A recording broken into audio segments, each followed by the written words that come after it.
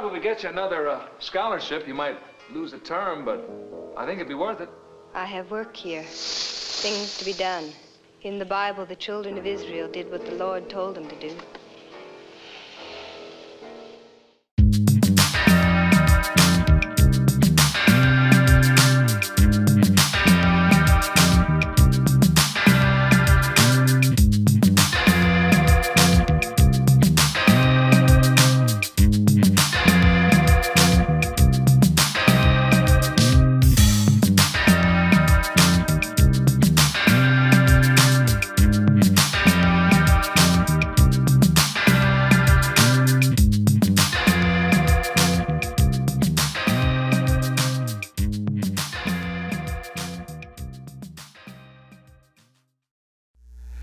Hey gang, Uncle Todd and Sonny here, and for our last school-oriented horror flick, we are looking at a Carrie knockoff.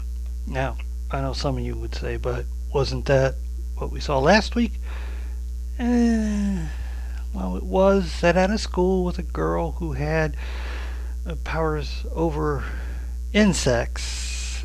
Wasn't following that pattern. It was a giallo, and it was more about a murderer, and didn't really spend that much time at the school, really.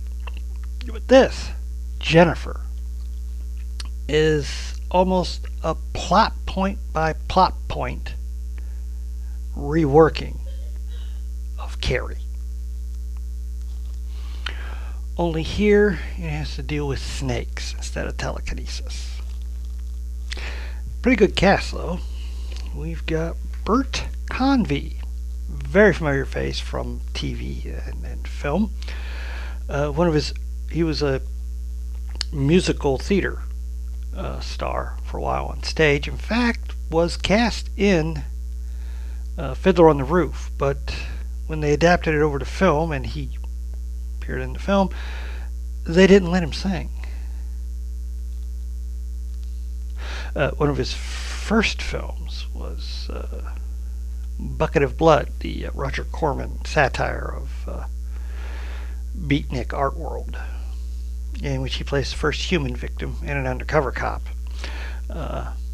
During this time, he was a bit of a teen heartthrob, being as he was young, and did some records, like a lot of teen heartthrobs did, like Johnny Crawford from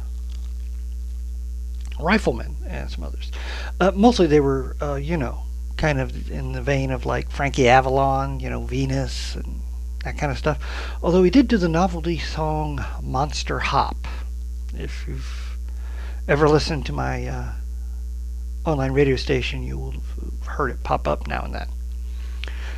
Some of his other film work included Death Takes a Holiday, The Girl on the Late Late Show, the TV movie SST Death Flight. He was also in a one of those sex comedies from the late 70s, early 80s called Racket, where he played a tennis pro who was hopping in and out of bed with different women. He was in the John Ritter film Hero at Large. He was also in Cannonball Run. And on TV, he holds the record of seven appearances on the Love Boat, including the second 2-hour one. And of course, he went on to co-create and produce and host Win, Lose, or Draw, the game show, and was going to host the new version of Match Game, but he grew ill. He died fairly young. I think he was like 57, and had to drop out. That was kind of sad. We also have as our headmistress Anita Folk, and I remember her for being in 2 of the 3 B horror films Columbia made in the 40s to try and compete with some of the others, like the ones Karloff was making for Columbia at the time. And she was in A Return of the Vampire with Bela Lugosi, and Cry the Werewolf, where she played the werewolf. Some of her other work included Ten Commandments, Spartacus, the first Columbo TV movie, Prescription Murder, in the 60s, before they decided to turn it into a series on the Mystery Wheel, which happened a few years later. She was also in Nomads and Sliver.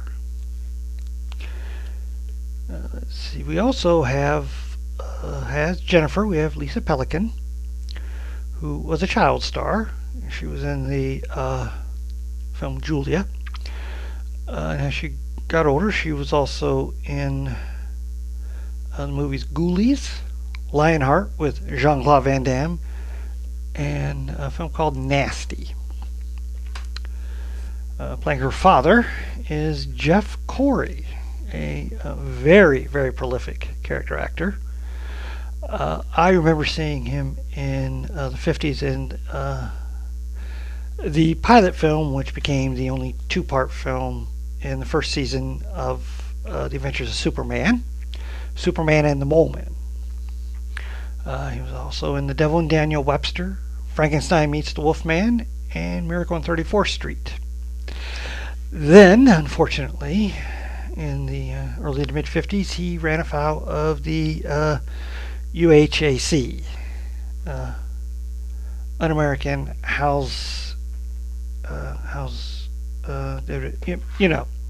the McCarthy era trials, where he not only refused to name names, but said he could also give the previous witness some lessons on his acting, and led to a 12-year blacklisting. But he did return to acting and appeared in Seconds, Cold Blood, the famous film based on Truman Capote's creation of the non-fiction novel and true crime novel. He was also in The Boston Strangler and many, many TV shows up through into the 80s. Let's see, who else do we have here? In a small role, we have John Garvin, who was in Psycho. He was the boyfriend. He also was in Spartacus. He played Julius Caesar. He was also in House of Shadows and Midnight Lace. And last, we have Wesley, I think it's Ure, pronounced E-U-R-E. I was never able to pronounce it when I was a kid. From Land of the Lost. He was also in The Toolbox Murders, one of the other films I remember seeing him in. Now, Jennifer is part of a spate of films that wanted to cash in on the whole Carrie thing, because that was such a huge hit. In fact, the follow-up Carrie's director Brian De Palma did was The Fury, which was another film about telekinetic powers, only it had an espionage plot to go with it. But other films include Initiation of Sarah, Ruby,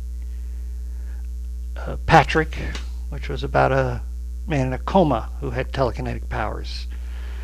And there was also The Spell, which was more of a high school witch kind of film. But the film starts, and Jennifer is got a scholarship at this prestigious academy, and she has a bit of an accent, being from the hills, and she lives above a pet shop run by her father, where we learn about an interesting ability she has. The Bible says to take up the serpent. Nobody believes that anymore. Remember this? I don't want to see it. That's the past that made us leave.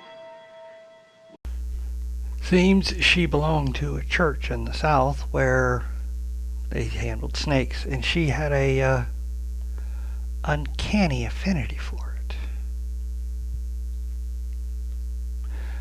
Anyway, she goes to school where school bully Sandra, who's the daughter of a senator, is handing out answers to the tests they're having that day. We're also introduced to Jane, who is a little on the shapely side, or over shapely side, who Sandra allows into their clique only because she's got money, so they can usually cajole her into paying for everything. But when they go to take the midterm, things take a bad turn when Sandra's caught cheating. Jennifer gave it to me. That's not true. She gave us all the answers. Liar! Liar! How did Jennifer get this? Ask Jane. Jennifer gave them to Jane, didn't she? Tell him, Janie. Tell him how she stole the test. Tell him. I didn't steal anything. I saw you put the test in your own notebook, Sandra. Well, with accusations being brought up, it seems they're all going to have to pull in front of the headmistress, and we get to see which way the land really lies. But it was still telling tales, wasn't it, dear? Sandra accused me of stealing I the did test. not. You've got it all wrong. Now, Sandra, Jennifer, you're not used to our ways, are you, dear? Sandra. Now, dear. This isn't the first time a girl got into a little mischief. You are going to call Senator Tremaine, aren't you? Oh, no, don't do that. Oh, Daddy's really busy. He couldn't come anyway. Well, surely he will under these circumstances, Sandra. Well, I'm afraid I have no choice but to phone him, have I? Parents. Well, how's her father going to handle this situation? I think we all know the answer to that one. I think 10,000 ought to be enough to help improve your tennis courts for the spring semester. Oh, thank you, Senator. Yep. Same old, same old. Money talks. And then we get this little interesting exchange about Jennifer. Jennifer is our scholarship girl. No background at all. But she scored so high in the entrance exams that our board felt they had no choice. Our trustees feel a certain obligation to reach out to the less fortunate. I see. Perhaps your trustees should exercise a little more discretion in the future. Must be a Republican. Much to wait. All these problems are getting me down. You can send your snide remarks. Just put them in the comments for this video. I'll look at them. Anyways, after that, her father tells her, this is the last time. She's been kicked out of just about every other prestigious academy there is. See, she has this habit of falling in love with the more attractive professors, like Burke Conveys. And she gets in her head that they're in love with her too, and so she starts to pursue them, and it causes problems, and she gets kicked out, blah, blah, blah, blah. But she's given an ultimatum. If she gets kicked out of this school, it's it. He's shipping her off to her mother. She doesn't want to go to her mother's. So, of course, Jennifer is the cause of all this, obviously. So, she's just going to have to make sure she gets expelled instead. Hi. Ow! Why did you do that, Jennifer? Ow! Hurt my hand. That might work. Or it would have if Professor Reed hadn't stepped in to smooth things over. Which leads to this interesting conversation with the headmistress. Don't try to undermine our structure. You mean the rich over the right? Jeff, the rich are always right. Things haven't changed much since the 70s, have they? Anyway, we get a long stretch where the popular clique go out with their boyfriends, dragging Jane along. You see them dancing at a nightclub. Sandra seething about Jennifer and coming up with more schemes. We also get to see how they take advantage of Jane and her need to belong, be part of something. So she buys them drugs. And to counterpoint this, we get Jennifer arguing with her father. He wants her to take up snake handling again, and she doesn't want to do it. She wants to be normal. And then things are looking up. Jennifer's been asked to join the swim team. She's not very good at diving, but she's a really fast swimmer. And then during a bit of a pushing match that everybody gets involved in the water, Sandra takes things a little too far.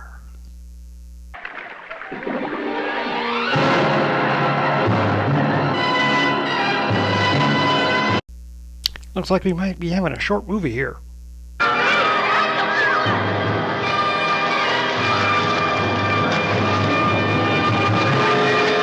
Oh, that's not going to sit too well with Sandra. Looks like Jane's going to have to be taught a lesson too.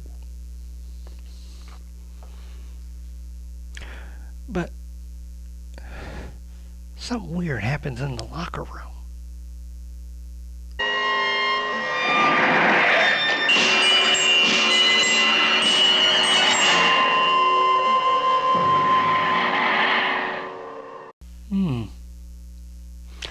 Guess her powers aren't so latent after all, if she chooses to embrace them.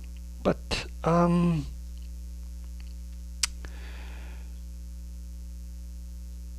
that a vision or? Don't know. But things don't stop there, because that night after she finishes her work on the dinner shift at the academy and goes to take a shower, more pranks come up. Jennifer. Hey, Jennifer. Over here. Please give me back my clothes. Please. Yep, swiped all her clothes. Well, they lure her to the swimming pool where she sees what they've done with her clothes.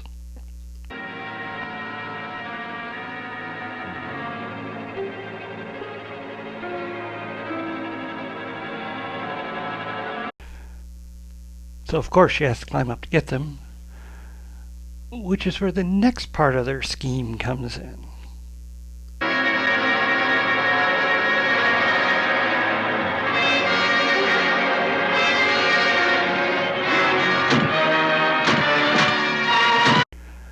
Which, of course, causes her to lose her grip on both the ladder and the towel. And she falls into the pool au naturel. And they now have pictures of that. So, of course, for the final phase of the plan, the next day at school... Yeah. I'll hold it.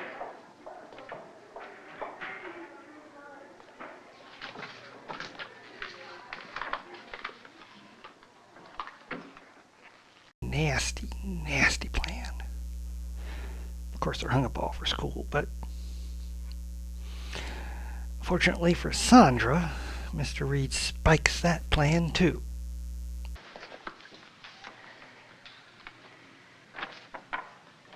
Do you want to tell me how that happened? Please, Mr. Reed. You won't tell Mrs. Callie, will you? No, I won't tell her. Not if you don't want me to. I have to solve these problems for myself, Mr. Reed. Well, seeing them two together does not sit well with Sandra. Belongs to me. Sandy. He loves me. You stay away from him. Mr. Reed was right. You do need help. Oh, yeah? He doesn't say that when we're in bed. Jennifer, that's not true. He's married. Well, that's not going to sit well with Sandra. First things first. She goes to Jennifer's pet store when she's not there and buys a kitten Jennifer likes kittens. Next, he finds it's time Jane got Todd, who was real boss around here. And so has her boyfriend get Jane alone.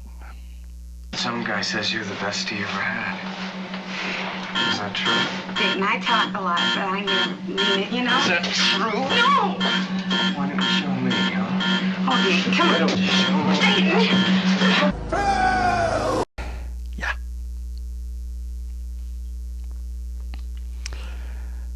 Later, she calls her mother to talk to her about this, and well, we see why Jane is so anxious to have people like her. You hurt me. You beat me up. What are you talking about? You had problems with a boyfriend and you call me at 9 o'clock in the morning? Mama, please listen to me. Look, sweetie, I'm half asleep. Call me later. I'll be at... Starting to feel sorry for her, huh? Me too. Oh, let's get back to the kitten thing with Jennifer.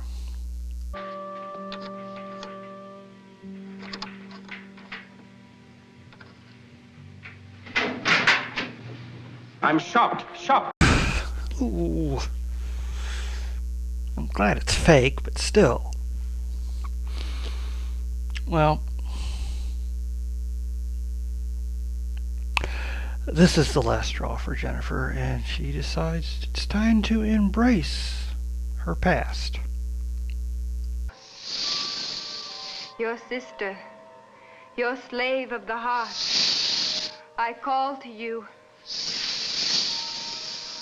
Give me the strength. Give me the power.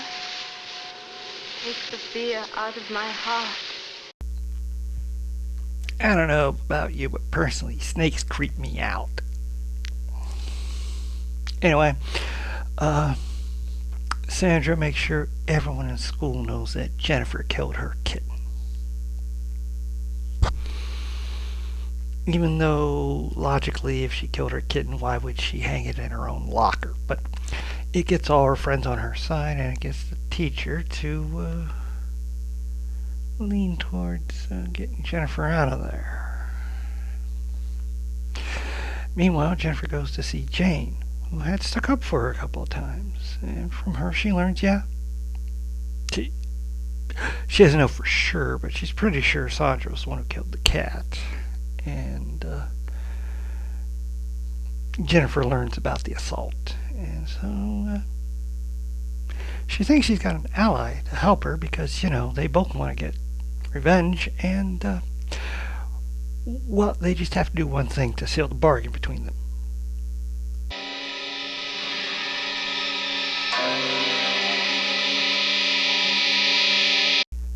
She's braver than me. There was a poisonous snake in that bag. Well, while that's going on,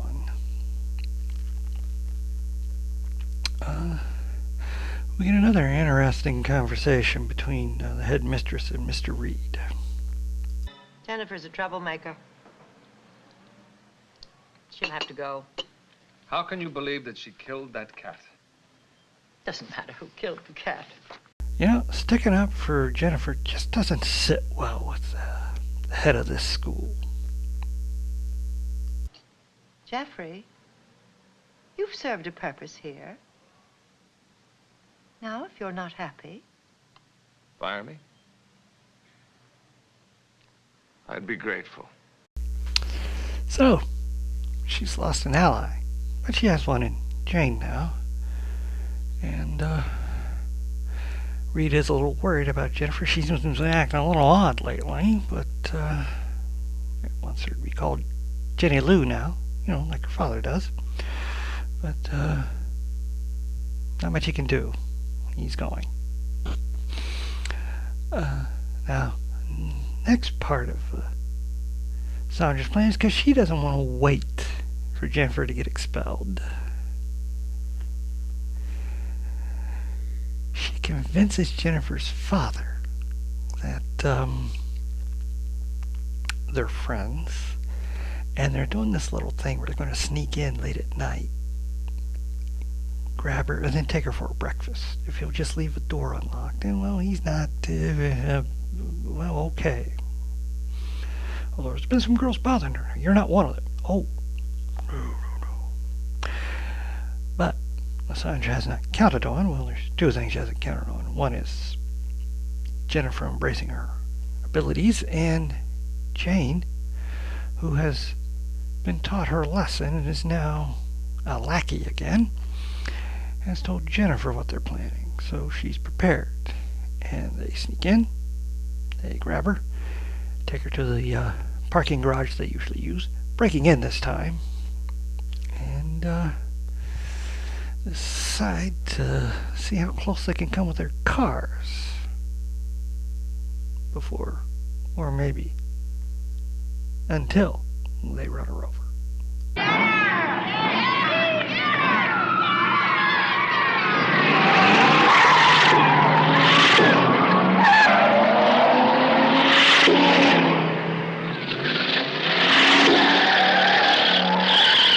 And now, at long last, we come to the part we've been waiting for.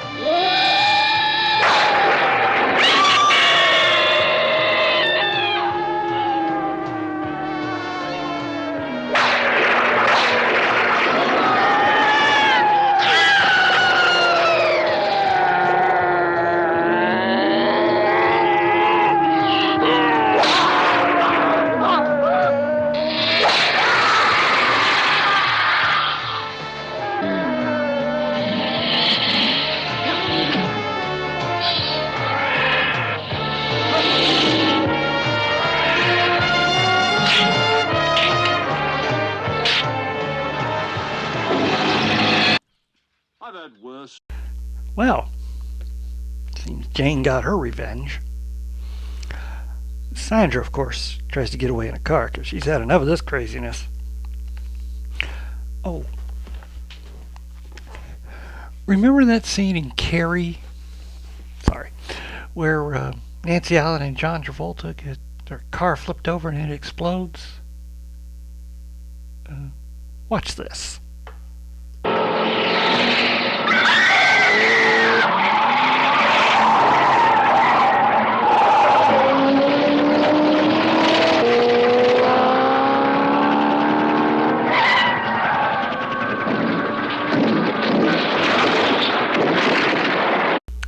Well, I wouldn't say it's a complete rip-off, more of an homage. As for the aftermath wrap-up, we learned what happened to most of the victims. 6 of our girls are lying in the hospital with a mysterious respiratory virus. They're struggling for breath. Dayton Powell is dead and no one knows why. But most dreadful of all, Sandra was killed in that horrible fashion. What's the police take on this whole thing? The police think it was drugs. Sounds reasonable.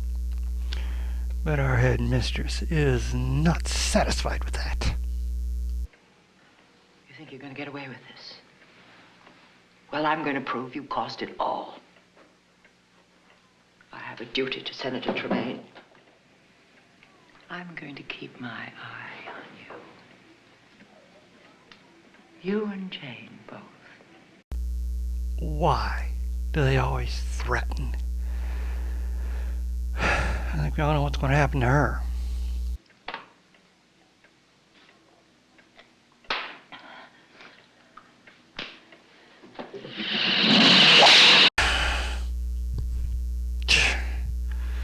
I hate when they do that. Well, shall we get the cheerful ending?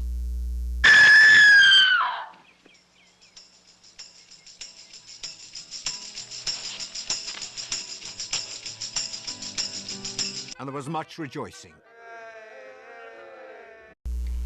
At least they're happy, right? And they'd ever done a sequel, which I'm glad they didn't, because I would hate to have seen a fallout between them and her have to become a victim. But yeah, pretty good film. A little slow in parts, but much like Carrie, it does, which it follows pretty much beat for beat. A little slow moving as they slowly build up to the big climax. They did a lot in the 70s. I guess we just had a better attention span then than we do now. Because starting in the 80s, you had to have like a kill every 10-15 minutes or something happening every 10 or 15 minutes to keep the thing going on. And, well, except for Blumhouse, you got like the Final Destination where you got to have all these weird deaths every 10 to 15 minutes. But we're talking about Jennifer, and really good cast. I like Pelican. She gives a really good performance here. She nails that accent. And I like the way she shifts into a stronger person where she's just trying to get along and they're not letting her. And I love the eye effects they put on her with the light when she does her change. Really creeps you out, as do all the snakes. If you don't like snakes, this film is going to be really creep you out. Except for that one at the that huge thing comes up behind me. Maybe it was a python, I don't know, but that thing was ridiculously huge. But yeah, really good acting wise. Nina Falk as the headmistress is just she's like a secondary villain.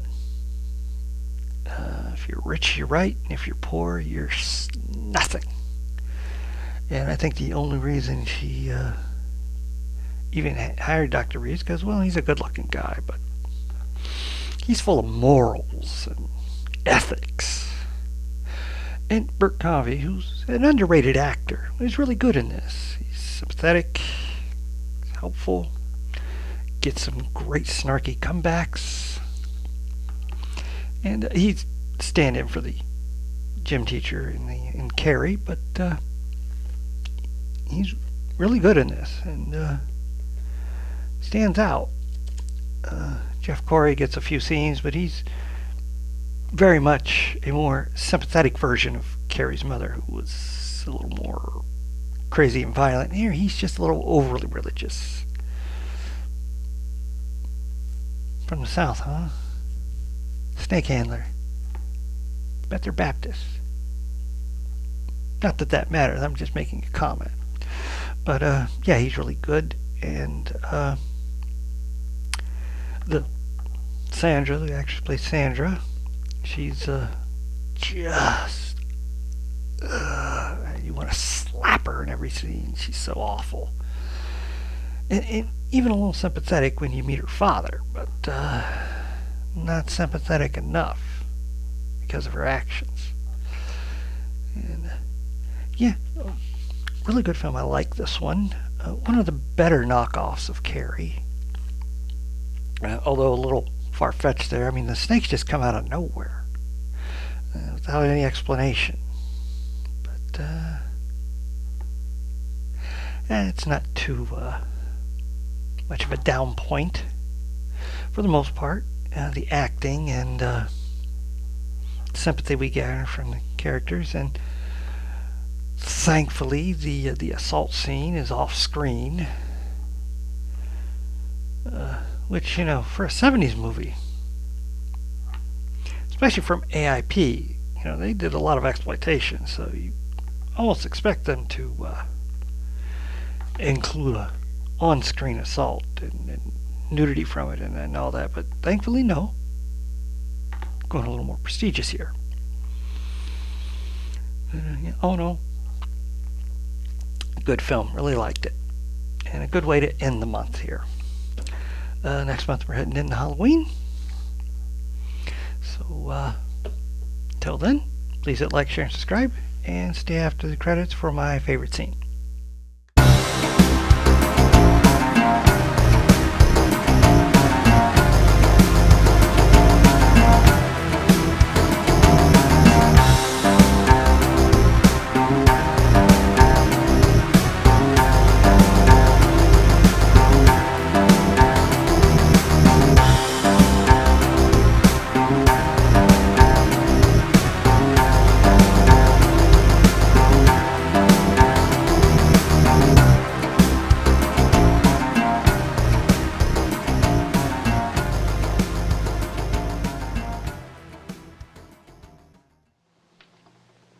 You know what's wrong with this school?